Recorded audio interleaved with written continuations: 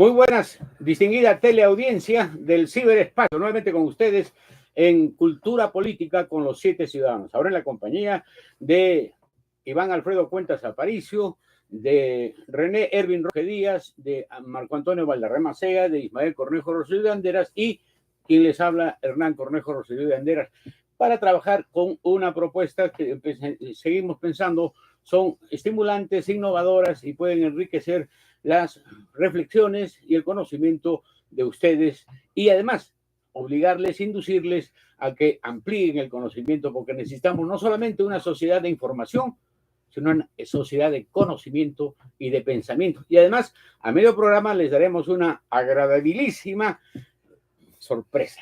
Bien, el editorial de hoy día a cargo de Ismael. Buenas tardes, Maco, buenas tardes a todos ustedes. Gusto en saludarlos, a todos los televidentes también. Nuestra reflexión de esta semana, el fujimorismo en el país, hoy 29 de junio 2024.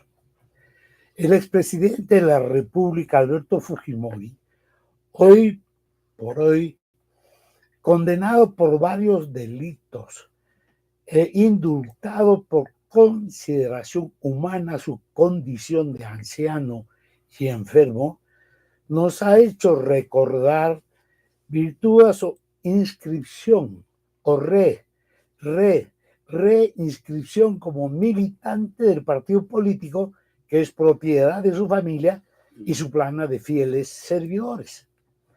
Recordar para volver a vivir o superar lo que realmente hace años es importante. La política es el arte de gobernar y la democracia es la menos deficiente para hacerlo correctamente. ¿Qué es lo correcto en política? Se supone que lograr el bien común, usar el poder con prudencia y mesura. A contrapelo de ello, ¿qué hemos aprendido de Fujimori desde 1990? Ganó la elección a Vargas Llosa, prometiendo que jamás haría el shock económico requerido para cortar de raíz la hiperinflación asesina del gobierno de Alan García. A los 7 días de asumir el poder, dispuso el shock más radical de toda la historia humana en el mundo. Noqueó a millones de peruanos y muchos aún no despiertan después de 3 lustros. La mentira como necesidad para gobernar. Dijo la democracia y lo que hizo fue una autocracia tecnocrática en manos de los poderes mundiales de las agencias de cooperación externa, básicamente Banco Mundial y Fondo Monetario Internacional, y el poder de las Fuerzas Armadas del país de su lado. Y no hay que olvidar que el general omnipotente de ese tiempo, Hermosa Ríos, aún continúa preso. En todo el orbe se sabe que en las administraciones del Estado se coimea por lo bajo, con algo de discreción. Pero desde hace más de 30 años este asunto, Fujimori lo ha oficializado como una virtud del peruano y publicitado como inteligente, hábil, astuto y pendejo. Ha inmortalizado sus lemas: roba pero haz, salte con tu gusto, sé macho, patea a tu mujer. La cultura combi y la informalidad como la mejor manera de vivir. Obviamente no solo malversó y vivió perversamente la elección pública, sino que destruyó el Estado social o benefactor y estigmatizó el término populista. Tantos años de años con crecimiento económico y la pobreza no se supera. Y lo que es más, se viene instalando un estado de miseria social y moral que es sin duda algo más grande y doloroso que la pobreza monetaria.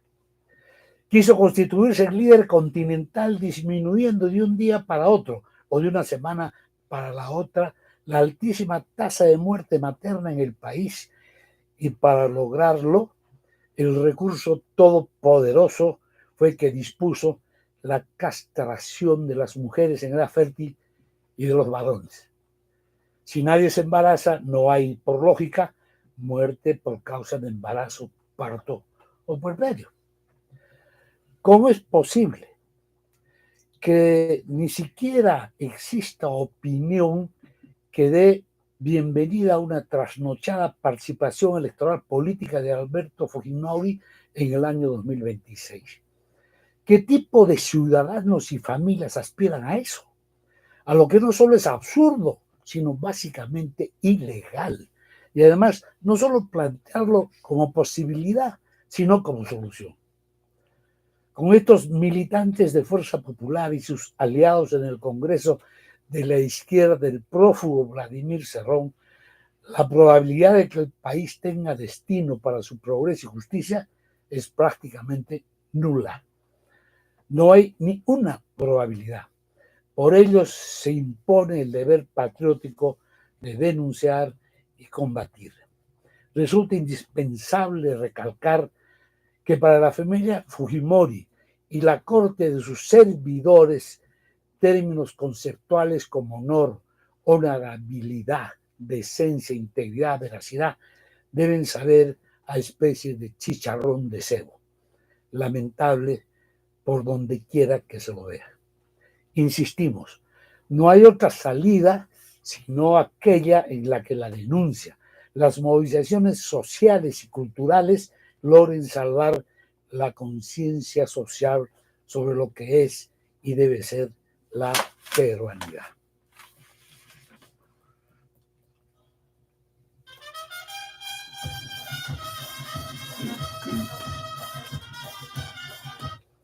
Bueno, estamos nuevamente con ustedes después de estas opiniones bien centradas y ahora vamos con Iván Alfredo Cuentas Aparicio para que él nos converse sobre un tema que lo ha preparado explícitamente para este programa.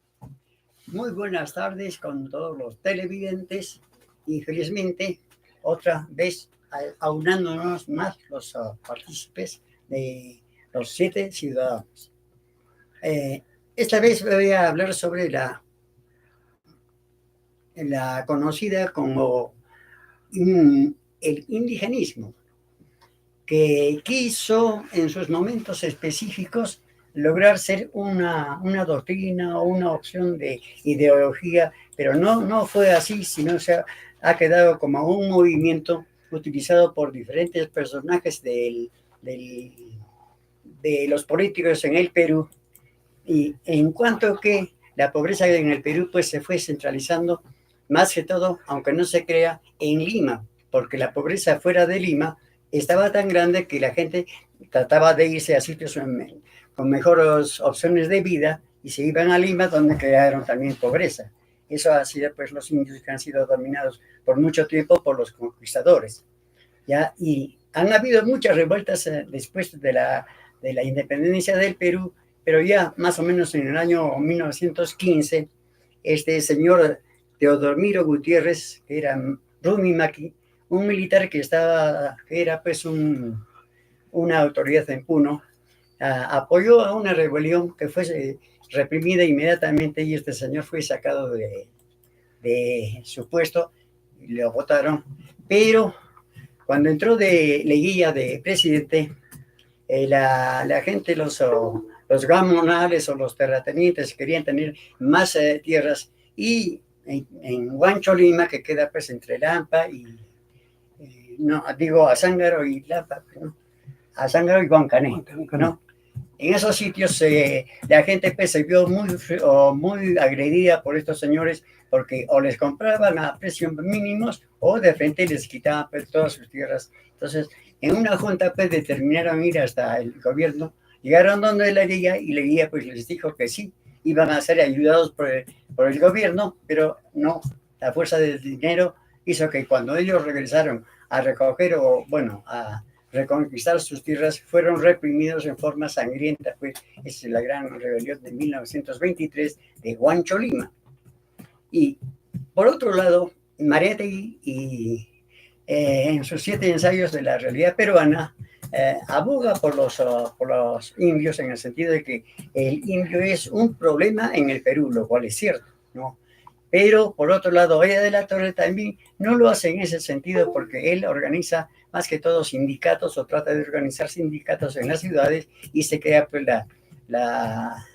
el proletariado en las grandes ciudades y no tanto en la periferia de Lima y de las provincias. Por otro lado, la literatura también incide un poco en aquello con Ciro Alegría, con Los perros hambrientos, Serpiente de oro, y necesariamente José María Arguedas, porque en su niñez vivió pues justamente con gente indígena por la condición de que su padre pues, le dejó con su madrastra, y escribió pues Yaguar Fiesta y Ríos Profundos, donde se ve efectivamente la situación del indígena en esos tiempos. Pero curiosamente Mario Vargas Llosa lo criticó acerbamente, diciendo de que este señor escritor escribía mentiras sobre aquella historia que estaba exponiendo. Y hasta que se suicidó pues José María Arguedas, y bueno, un señor de alta calidad, ¿no? Y también tenemos a Luis Eva Alcárcer, que escribió El Mirador Indio, ¿no? Que eran unos apuntes de filosofía de la cultura incaica. Y por otro lado también tenemos a pintores de Zapahual y todos aquellos que han incidido sobre la cuestión del indio, pero tratando de hacerlo una cuestión mejor. Siempre el indio ha quedado peor, porque se dice que se les va a reivindicar, pero a ver, vamos a ver, ¿de qué les van a reivindicar si les han quitado todas sus tierras? Eso es muy curioso, ¿no? Así que nosotros nos quedemos con aquello de que el indio, si no lo hace por su fuerza, como lo decía María de ahí, si el indio no se esfuerza él mismo, nosotros no tenemos nada que decir. Gracias.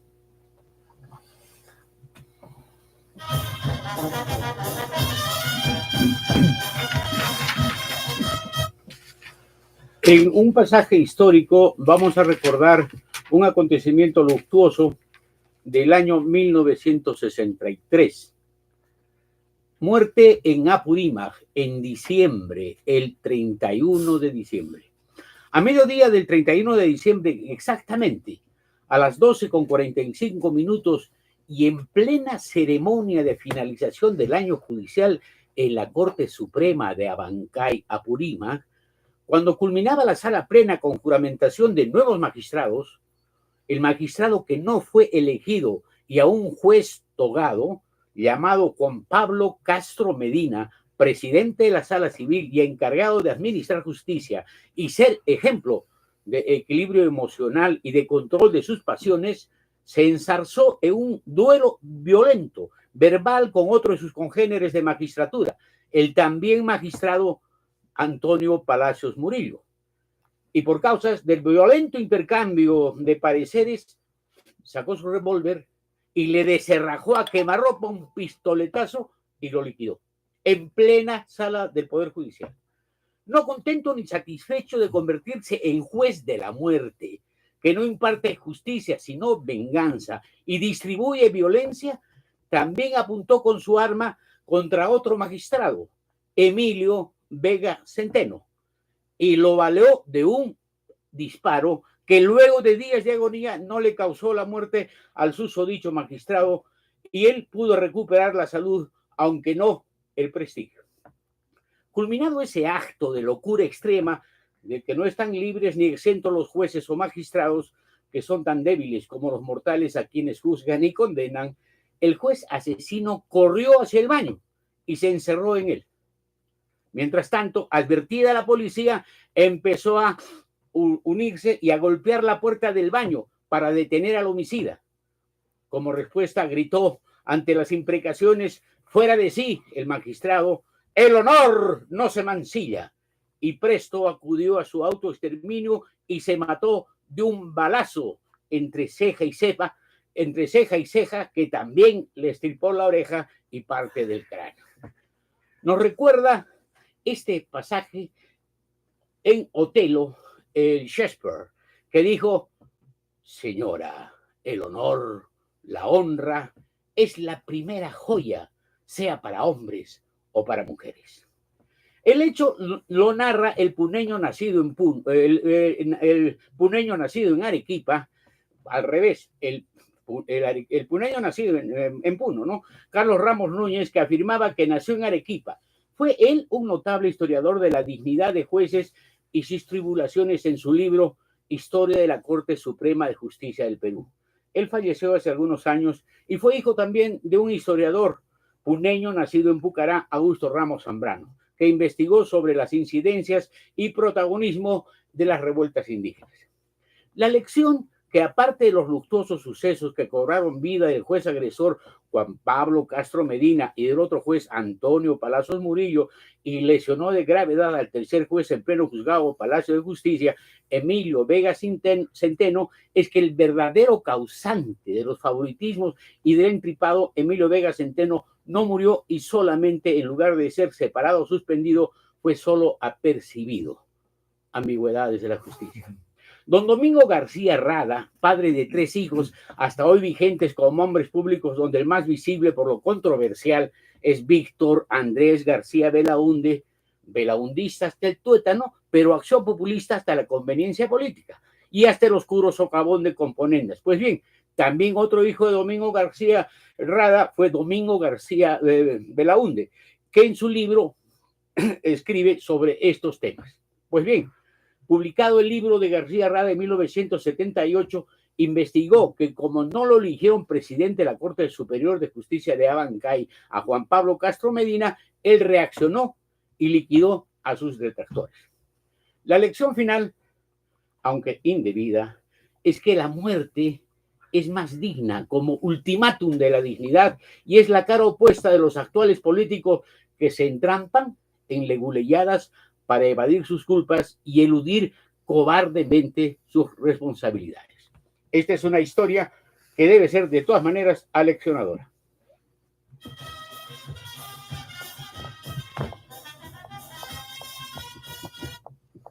Bien, ahora nos vamos a la conversación donde vamos a participar 5 de los 7 ciudadanos. Esperamos oportunamente que el cambio de opiniones, de intercambio de ideas, etcétera, nos dé una idea clara sobre lo que es la administración pública, que además debemos distinguirla y separarla de los empleados públicos, que son parte de la administración pública, pero que no son directamente corresponsables de las cadenas o los cerrojos que se han impartido y son impuestos en la administración pública.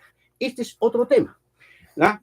Y la población beneficiada definitivamente también es parte del asunto, pero forma un trípode de contentamiento, de descontento, de desavenencias, pero de todas maneras de impopularidad respecto a lo que es la administración pública en el país, Ismaco, ¿no?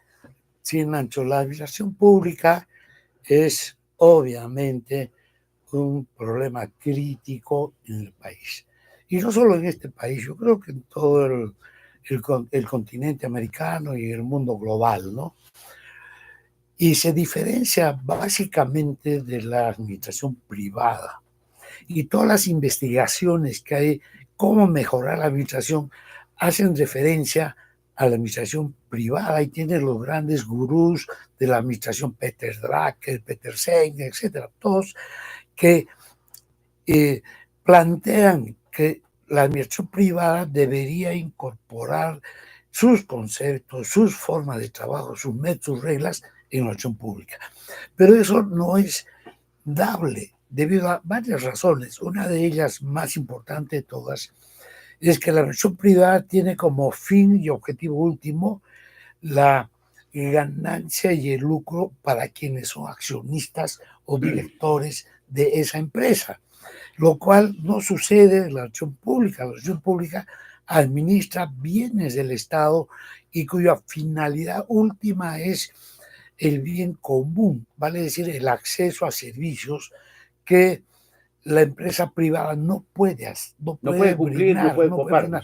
Entonces, ahí administra fondos públicos y la diferencia es que los fondos públicos se administra bajo un criterio de responsabilidad que no es delegable. Y por esa justa razón, Ismaco y compañeros de los 7 ciudadanos, la administración pública es vital, porque no busca lucro, sino servicio, capacidad y competencia para cubrir una serie de necesidades básicas y elementales.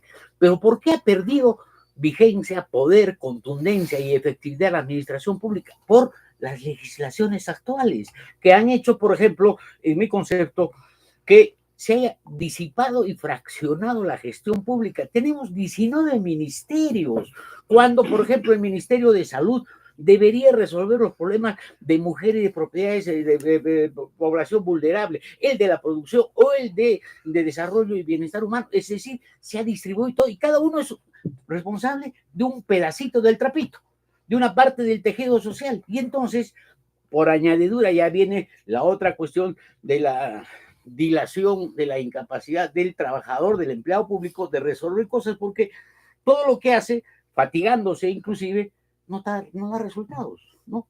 Y esa es una gran cadena que tiene que pasar el empleado público y desprestigia la administración pública, que ha caído en descreimiento desde el año 92.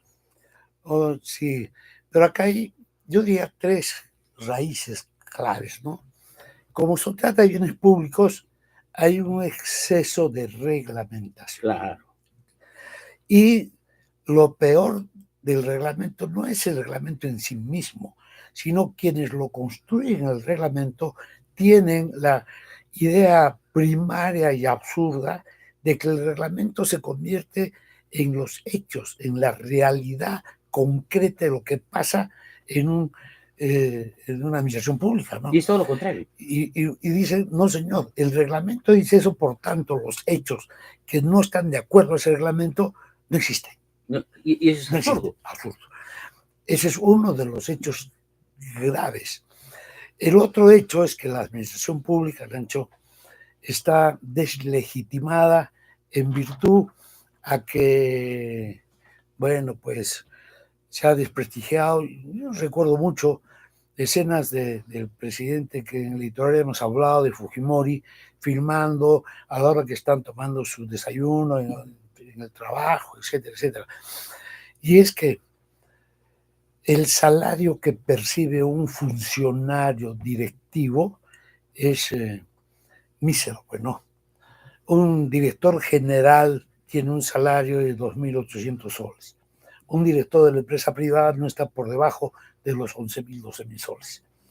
Y la cantidad de trabajo que tiene es igual, homogénea, ¿no? Entonces, esa discriminación al funcionario y al trabajador de salud, increíble, al trabajador de educación, etcétera.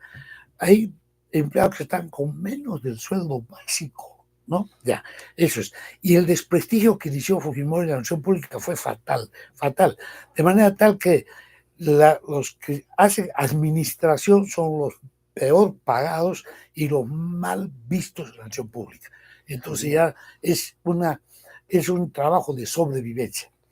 Y el tercer elemento clave acá es que los gobiernos de turno ponen como funcionarios a contrapelo de lo que dice la meritocracia a sus ahijados, a sus compadres, que no saben leer ni escribir, pero sí tienen un diplomita de magíster que no sé cómo lo han conseguido, sin embargo, copan todos los cargos directivos en todos los ministerios.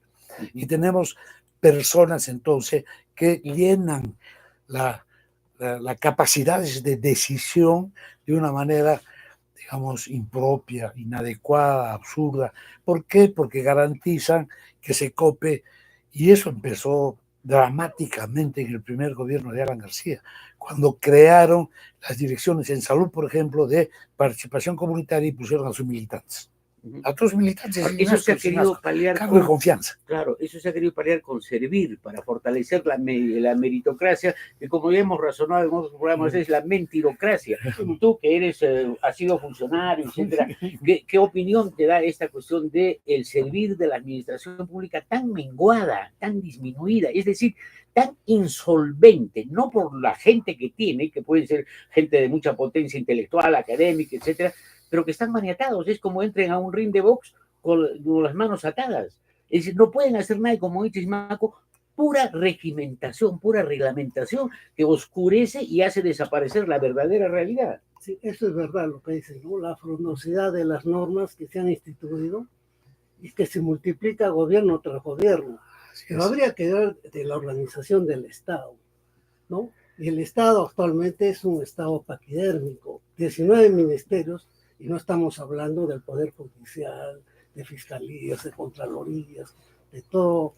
pero tenemos que mirar también la relación de Lima con las regiones, ¿no? Las regiones a través de la descentralización han creado también sus propias burocracias a través de sus partidos o gobiernos regionales, ¿no? Que acceden cada 4 años. Entonces, no hay una carrera pública, que eso se ha roto hace ya más de 30 años desde el y servir no sirve. Entonces, servir entra a calificar, ¿no?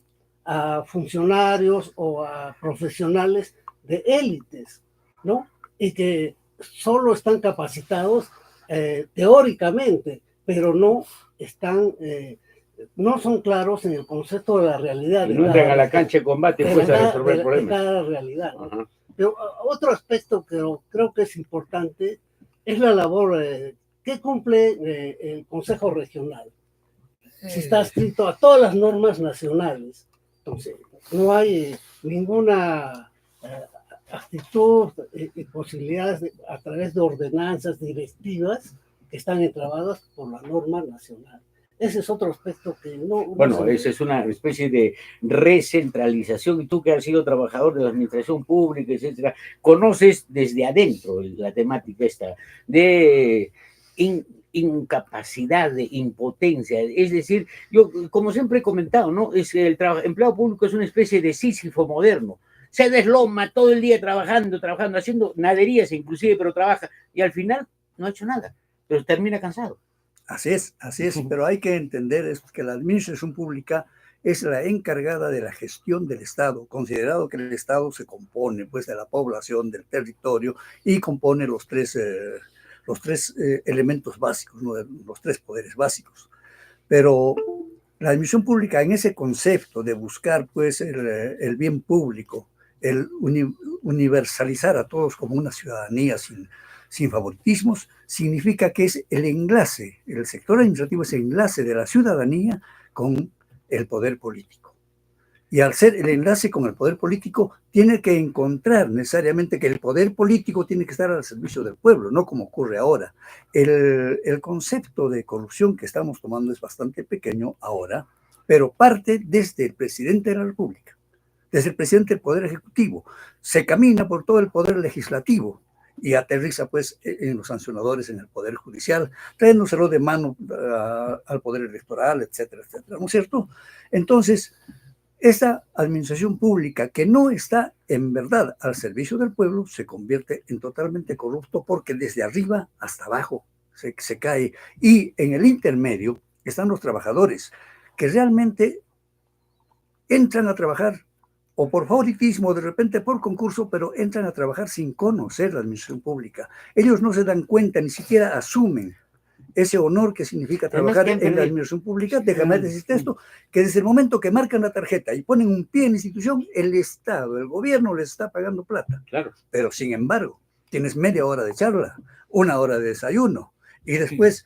A ver si hacemos un memorándum, un obrecito. En invierno tienen media hora de lagartija, o sea, salen como lagartijos a tomar sol. Y después se están reuniendo para ver a dónde salen, a un parque, a un bar, etcétera, etcétera. Y me gustaría repetir un concepto que Ismael acuñó hace bastante tiempo.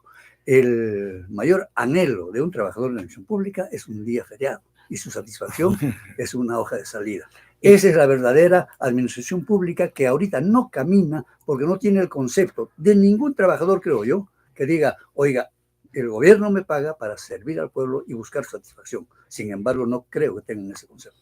Sí, pues es una realidad. Ahora, ¿qué hacer frente a eso? ¿Qué medidas se pueden tomar? Se trataría de la tan manida y nunca propuesta con evidencia, la reforma del Estado. ¿Por qué tenemos tantos ministerios, tanto compartimentado el asunto? Es decir, que tenemos más cabezas de las necesarias y más distribución operativa del necesario, que eso es inconveniente. Es decir, cada ministerio, como dijo una vez Guillermo Sonday, cuando en la época de Velasco se creó en el Ministerio de Agricultura el Ministerio de Alimentación. Es decir, las ovejas en el cuero para unos y la carne de la oveja para otra gestión ministerial, que se burocratiza y empieza a entorpecer el tema, ¿no? Pero había que Nacho y Macuco. ¿cuál es el futuro de esta nueva generación en la administración pública? Y creo que es poca posibilidad. Nadie va a lograr tener pensiones a los 70 años. ¿Por qué? Por la tecnología, la comunicación, ¿no? Estos medios que van a acabar en el tiempo que los servicios ya estén digitalizados.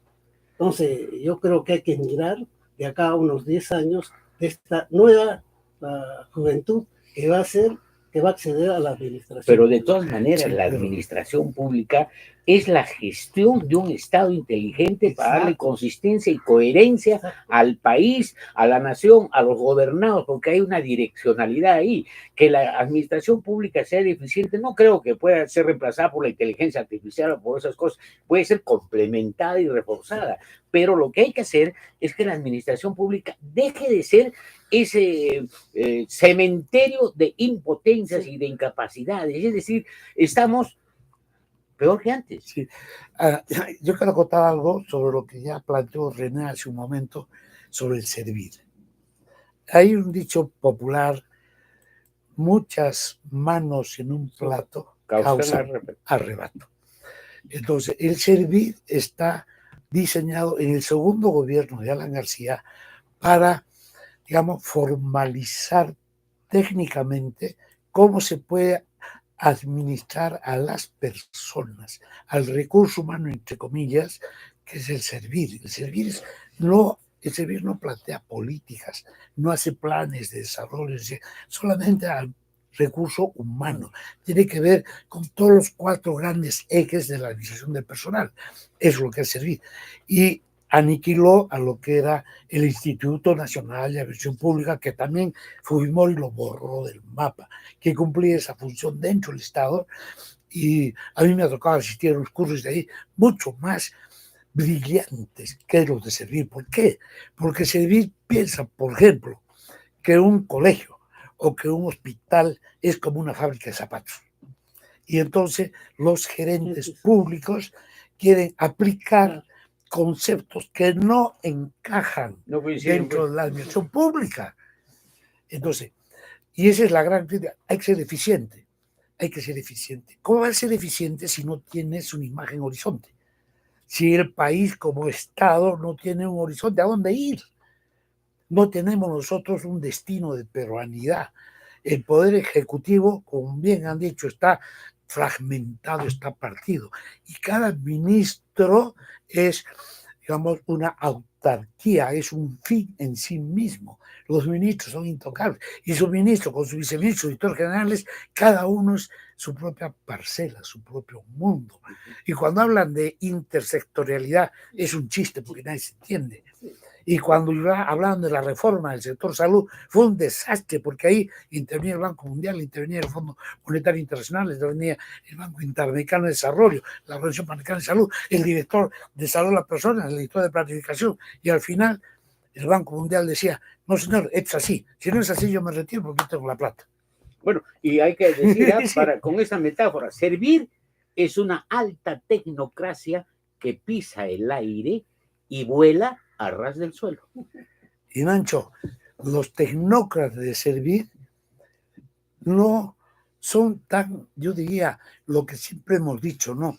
Esa élite, no, claro, esa élite burocrática que solamente tiene el sobaco ilustrado y nada más.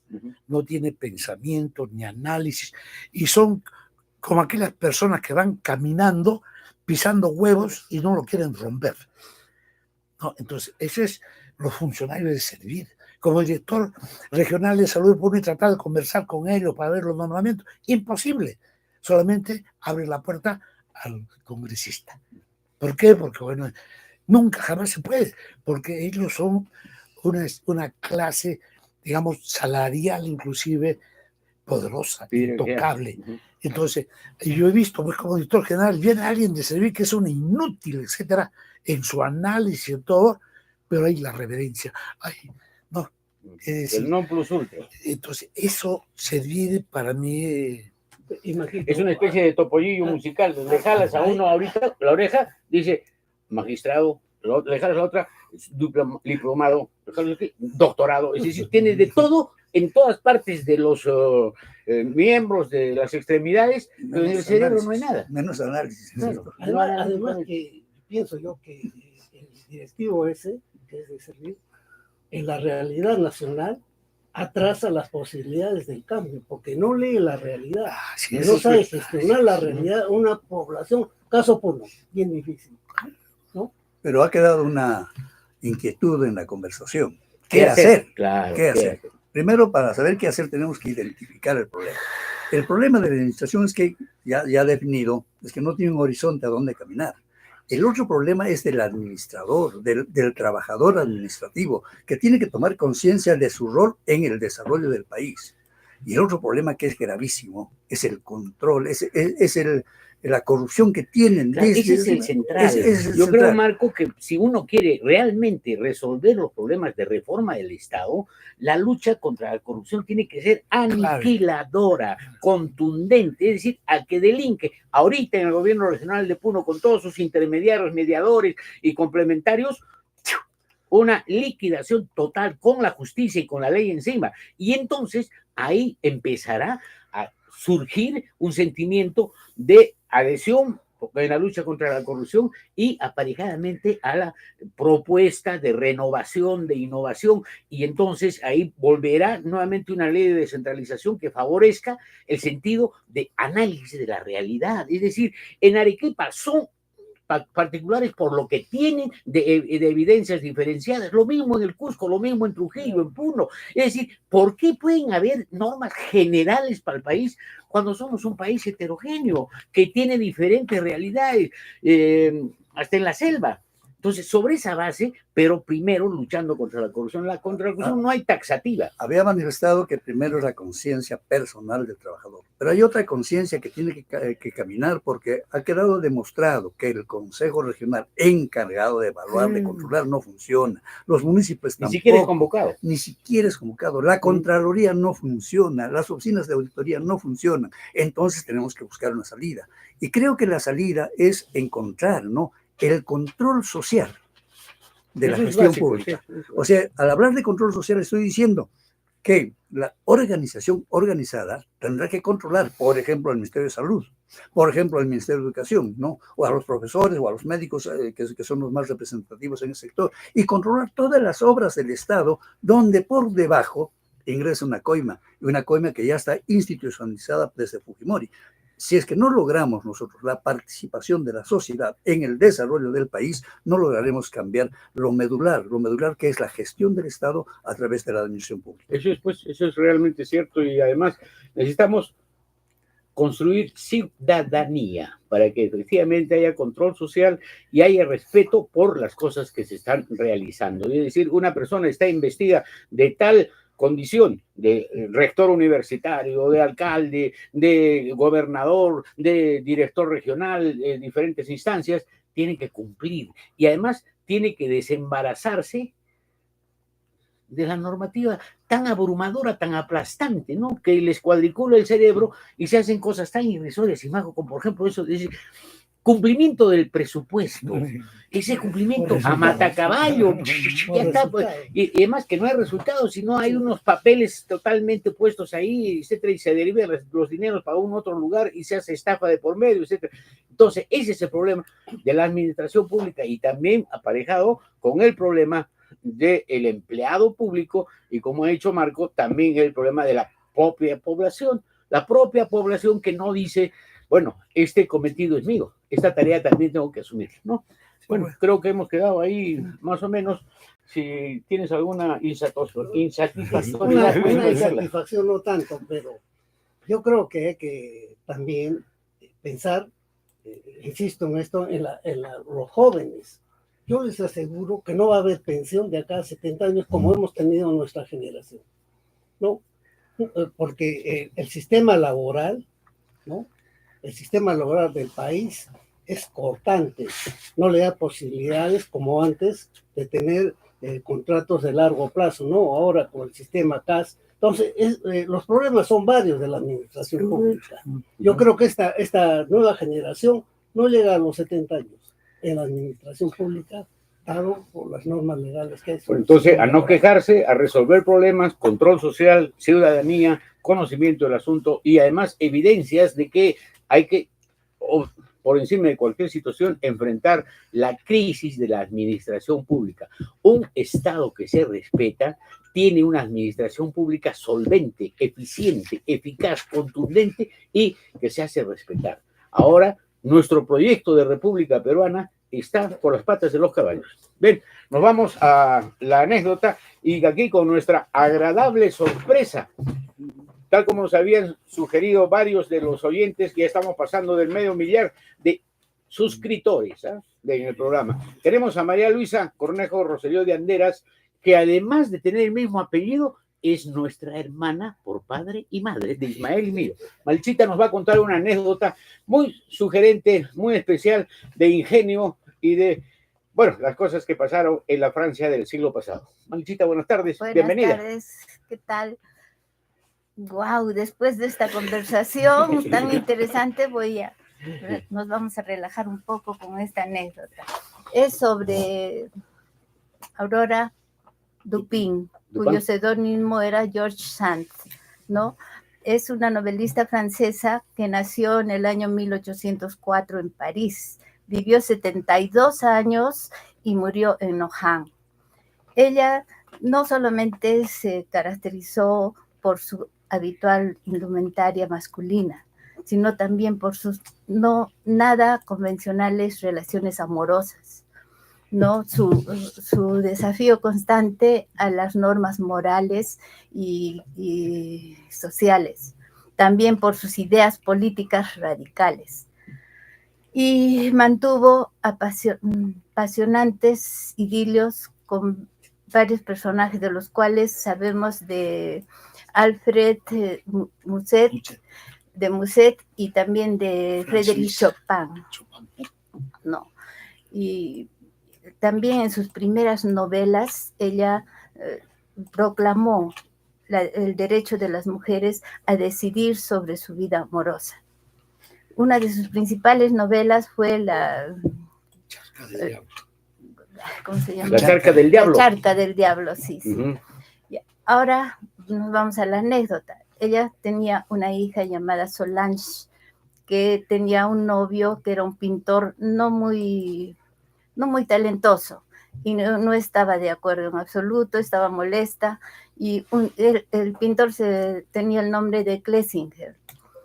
Y un día en una discusión con él le planteó un reto literario y le dijo: si usted se atreve a casarse con mi hija Solange, yo lo haré el personaje principal de una de mis novelas, pero lo pintaré como un pintor fracasado, un artista fracasado. Y no pondré su nombre, no se preocupe, pero todo el mundo sabrá de quién se trata. Entonces el pintor, que no se amilanó y le dijo, y yo, porque tenía una habilidad mental que era ágil, y le dijo, bueno, yo a usted le digo que la pintaré totalmente desnuda, pero con la cara tapada.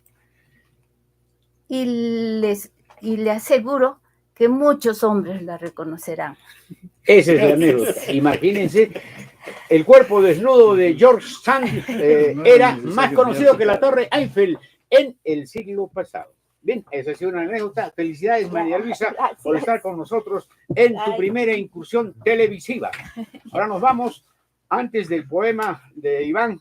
No, él no como autor, sino va a leer un poema de un autor conocido puneño. Tenemos una biografía a cargo de Marco. José Carlos Mariatti fue un ilustre peruano, nacido en la ciudad de Moquegua el 14 de junio de 1894 y falleció el 16 de abril de 1930, muy joven, a los 35 años de edad, y destacó por su notable capacidad y competencia para interpretar la realidad del país como un todo integrado a la luz de los hechos objetivos y plantear alternativas originales, creativas, que constituyen lo que se ha denominado un enfoque único de búsqueda de justicia social y progreso desde las fuentes de los escritos de Carlos Marx y Federico Engels. La existencia de Mariátegui es atrapante. Su vocación de pensador lo llevó a observar, leer y escribir, por lo que el escenario de la cultura, como modo de vida, según la definió, fue epicentro de su vivir. Cultivó varios géneros literarios y en el año 1919 creó el diario La Razón, desde donde apoyó la reforma universitaria y las luchas obreras. Se vincula con Valdelomar y el grupo Colónida. Viaja a Italia becado por el gobierno de Augusto de Leguía. Recorre Austria, Hungría, Checoslovaquia, Alemania, Francia. Al regresar, llega con su esposa Ana Chiappe en 1926. Tiene una antigua lesión en la pierna que le es amputada. Mariátegui, José Carlos, funda la revista Amauta en 1926. Sus escritos y vinculación con el movimiento obrero, las jornadas de lucha por las 8 horas de trabajo y su trabajo en las universidades González Prada, que había establecido su contemporáneo Aya de la Torre, hacen que el dictador Leguía disponga su silenciamiento.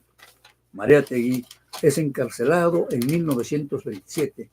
Al año siguiente, rompió su relación con Aya de la Torre y funda el Partido Socialista en el Perú, la revista Labor, y se publica su libro, Los 7 ensayos de interpretación de la realidad peruana. Un año antes de su sensible fallecimiento, organiza la Confederación de Trabajadores del Perú, la actual CGTP, que anda muy venida a menos.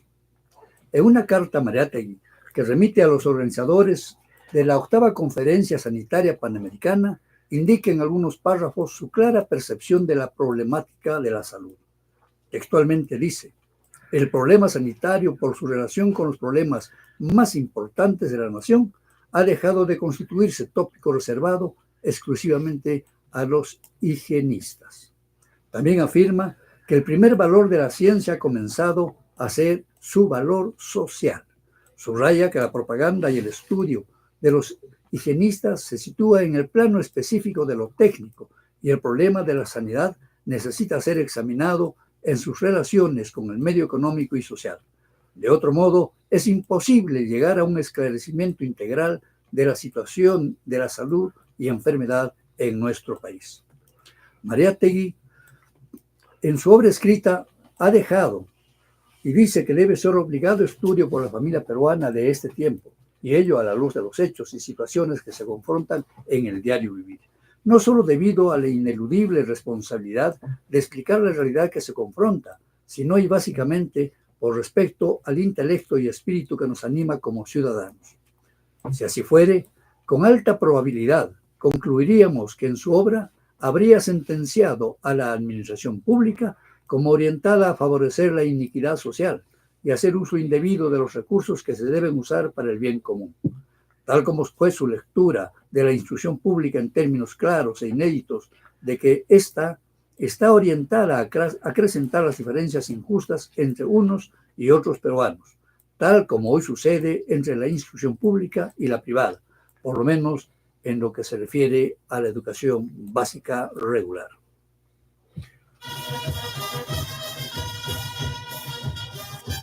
Y estamos llegando al final de nuestra programación con Iván Alfredo Cuentas Aparicio, que va a leer un poema muy sentido de la vanguardia peruana.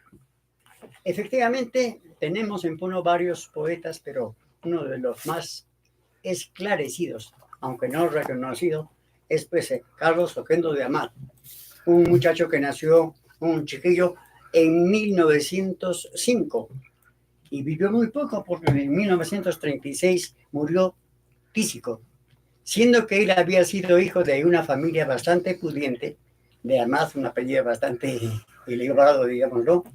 En sus estudios logró hacer estudios más que todo propios de la literatura y se conoció con José Carlos Mariátegui. La cuestión está pues del socialismo, le ganó varias situaciones álgidas para él mismo y fue perseguido políticamente por la autoridad de ese momento y tuvo que salir del Perú, pero ya a sus 22 años empezó a escribir un poema, varios de ellos, al que le puso el nombre de 5 5 metros de poemas.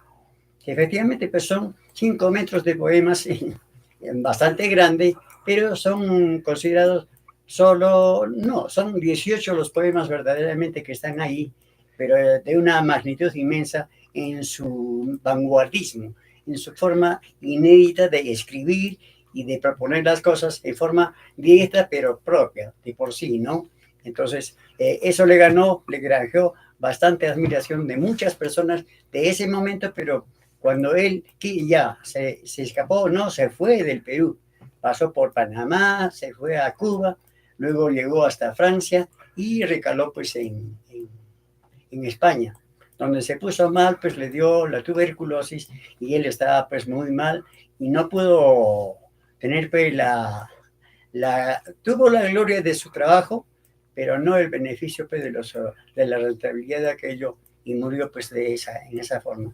Entonces yo les voy a leer un poemita de los 5 metros de los poemas, y esta es una publicación.